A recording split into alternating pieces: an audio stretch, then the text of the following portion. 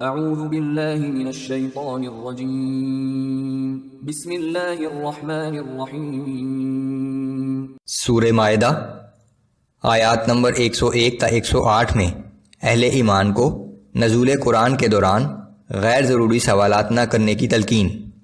بحیرہ، سائبہ، وسیلہ اور خام کو اللہ نے مقرر نہیں کیا۔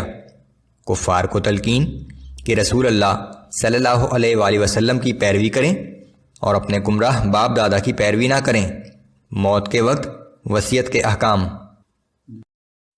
اعوذ باللہ من الشیطان الرجیم۔ یا ایہا الذین آمنوا لا تسألوا عن اشیاء ان تبد لكم تسؤكم وان تسألوا عنها حين ينزل القرآن تبد لكم عفى الله عنها والله غفور حلیم۔ اے ایمان والو، ایسی باتوں کے متعلق سوال نہ کیا کرو کہ اگر ان کی تفصیل تمہیں بتا دی جائے تو تمہیں ناپسند ہو، اور اگر تم کوئی بات ایسے وقت میں پوچھتے ہو جب کہ قرآن نازل ہو رہا ہے تو اس کا قوی امکان ہے کہ وہ تم پر ظاہر کر دی جائے گی۔ اب تک جو ہو چکا اللہ نے اسے معاف کر دیا ہے، اور اللہ بہت درگزر کرنے والا اور بردبار ہے۔ قد سألها قوم من قبلكم ثم أصبحوا بها كافرين۔ تم سے پہلے والی قوموں نے بھی ایسے ہی سوالات کیے تھے، پھر ان احکام پر عمل نہ کرنے کی وجہ سے کفر میں مبتلا ہو گئے۔ ما جعل اللہ من بحیرة ولا سائبة ولا وصيلة ولا حام ولكن الذين كفروا يفترون على الله الكذب وأكثرهم لا يعقلون۔ اللہ نے نہ تو کوئی بحیرہ مقرر کیا ہے، نہ سائبہ اور نہ وسیلہ اور نہ خام، مگر یہ کافر لوگ اللہ پر جھوٹی تہمت لگاتے ہیں، اور ان میں سے اکثر لوگ بے عقل ہیں۔ یہ تمام نام مختلف قسم کی اونٹنیوں کے ہیں جنہیں مشرکین اپنے بتوں کے نام پر آزاد کھلا چھوڑ دیتے تھے اور کہتے تھے کہ یہ اللہ کی جانب سے مقرر کیے گئے ہیں۔ وَإِذَا قِيلَ لَهُمْ تَعَالَوْا إِلَى مَا أَنزَلَ اللَّهُ وَإِلَى الرَّسُولِ قَالُوا حَسْبُنَا مَا وَجَدْنَا عَلَيْهِ آبَاءَنَا أَوَلَوْ كَانَ آبَاؤُهُمْ لَا يَعْلَمُونَ شَيْئًا وَلَا يَهْتَدُونَ۔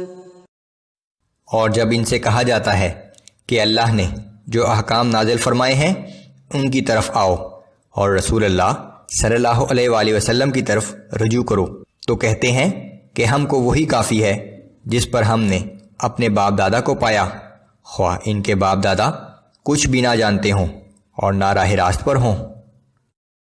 یا ایہا الذین آمنوا علیکم انفسکم لا یضرکم من ضل اذا اہتدیتم إِلَى اللَّهِ مَرْجِعُكُمْ جَمِيعًا فَيُنَبِّئُكُمْ بِمَا كُنْتُمْ تَعْمَلُونَ۔ اے ایمان والو، تم اپنی فکر کرو، اگر تم خود راہ راست پر ہو تو کسی دوسرے کی گمراہی سے تمہارا کچھ نہیں بگڑتا۔ یہ جان لو کہ بالآخر تم سب کو واپس لوٹ کر اللہ ہی کی طرف جانا ہے، پھر جو کچھ تم کرتے رہے ہو وہ سب کچھ تمہارے سامنے رکھ دے گا۔ یا ایہا الذین آمنوا شہادت بینکم اذا حضر احدکم الموت حین الوصیۃ اثنان ذوا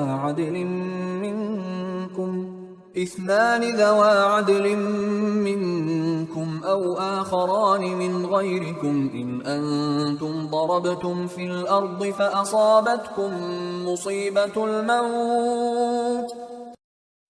اے ایمان والو، جب تم میں سے کسی کی موت کا وقت قریب آ جائے تو وصیت کے وقت دو معتبر اور امانت دار لوگ گواہ بنائے جائیں جو تم ہی میں سے ہوں، یا اگر تم سفر کی حالت میں ہو اور وہاں موت کی مصیبت پیش آ جائے تو غیر لوگوں میں سے دو گواہ لے لیے جائیں۔ بشرطے کہ اپنے لوگ موجود نہ ہوں۔ تحبسونهما من بعد الصلاة فيقسمان بالله إن ارتبتم لا نشتري به ثمنا ولو كان ذا قربى ولا نكتم شهادة الله إنا إذا لمن الآثمين۔ پھر اگر تمہیں ان کی صداقت پر شک ہو تو نماز کے بعد دونوں گواہوں کو مسجد میں روک لیا جائے اور وہ اللہ کی قسم کھا کر کہیں کہ ہم کسی ذاتی فائدے کے عوض اس گواہی کو بیچنے والے نہیں ہیں، خواہ کوئی ہمارے رشتہ دار ہی کیوں نہ ہو، اور نہ ہی اللہ کی خاطر گواہی کو چھپائیں گے۔ اگر ہم نے ایسا کیا تو گناہ گاروں میں شمار ہوں گے۔ فَإِنْ عُثِرَ عَلَىٰ أَنَّهُمَا اسْتَحَقَّا إِثْمًا فآخران يقومان مقامهما من الذين استحق عليهم الأوليان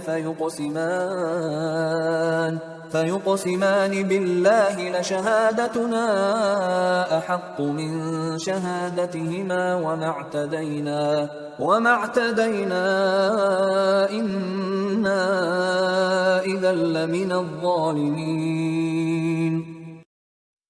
پھر اگر یہ پتہ چل جائے کہ وہ دونوں گواہ جھوٹی گواہی دے کر گناہ کے مرتکب ہوئے ہیں تو ان کی جگہ دوسرے دو گواہ ان لوگوں میں سے کھڑے ہوں جن کی حق تلفی ہوئی ہو اور جو میت کے قریبی رشتہ دار ہوں۔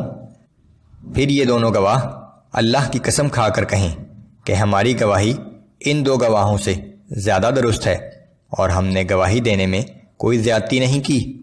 اگر ہم ایسا کریں تو بے شک ہم ظالموں میں سے ہوں گے۔ ذلك أدنى أن يأتوا بالشهادة على وجهها أو يخافوا أن ترد أيمان بعد أيمانهم۔ اس طریقے سے زیادہ توقع کی جا سکتی ہے کہ لوگ ٹھیک گواہی دیں گے اور اس بات سے ڈریں گے کہ دوسری قسموں کے بعد ان کی قسمیں رد کر دی جائیں گی۔ واتقوا الله واسمعوا والله لا يهدي القوم الفاسقين۔ اللہ سے ڈرو اور اس کے احکام غور سے سنو، اللہ نافرمانی کرنے والوں کو اپنی رہنمائی سے محروم کر دیتا ہے۔